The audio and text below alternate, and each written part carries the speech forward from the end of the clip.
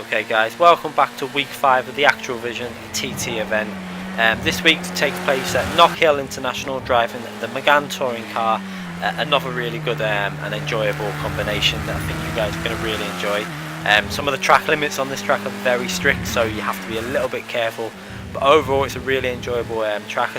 I didn't know this track before I did this lap, so the lap time is probably about 3-4 tenths off, I think, maybe half a second off of getting close to the ultimate, but it's a reasonably good lap, and I think the setup's really nice. You can really throw the car into the corners and get the rear sliding in the way you want it to. So what we'll do is we'll let you guys watch the lap at full speed as usual without any commentary, and then we'll point out some errors that are made and maybe places that you can gain a little bit extra time over my lap. Anyway, enjoy the lap.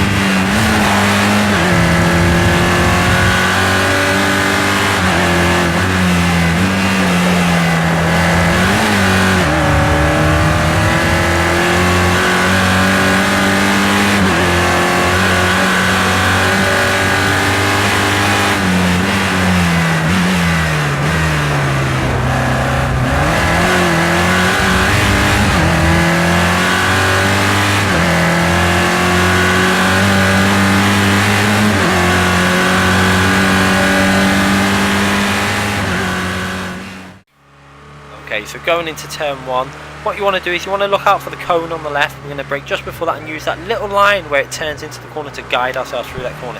Use a little bit of curb on the left and aim for that little cone on the left to hit that. If you skim that, you've got the corner perfect.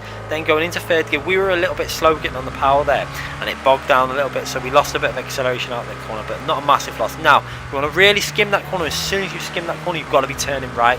You need to be turning right into that corner as soon as possible, or you will run out wide and get a track limit penalty. Now going down into third gear, you want to skim the apex of this corner and get on the power again very early. We upshifted into fourth too early there. You're going to hit here in the main video, obviously before that, where it bogged down a little bit. We should have let it rev a little bit longer in third gear. Then we're going to be looking out for the brake sign on the left hand side, braking down into third, then second gear, and then really attack the apex of this corner. You want to get nice and tight on this corner and then get on the power as early as you can, and you will feel the car just pull out. If you watch my the video at full speed, you'll see where the ghost pulls away behind us there. That is one of the corners where I gained a bit of time on, but we lost a bit on other corners. A very short lap, but a very enjoyable track to be running for this week's ACTROLLVISION time trial. So what we'll do is we'll run through the setup very quickly. You can see there that lap put us top by nearly a second, but I think I could squeeze a 49.9 out of that if I pushed a little bit harder.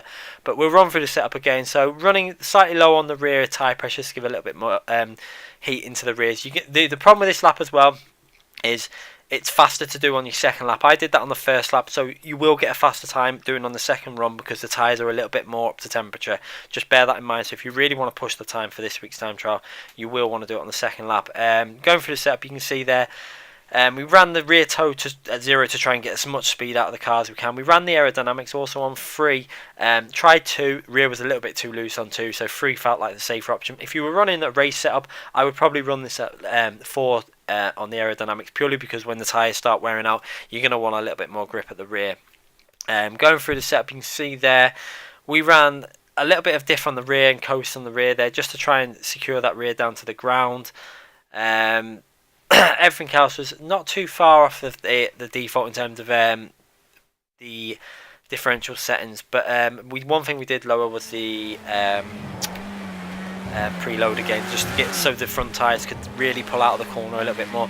With the preload on high, I was finding it was bogging down and stopping me accelerate out. I could probably go a step lower, but for a basic setup, I think this setup works really well, and I hope you guys can try and squeeze this lap into the 49s. I definitely think it's possible. I think I could have got there if I would have spent a little bit more time, but obviously just learning the track and doing the lap very quickly.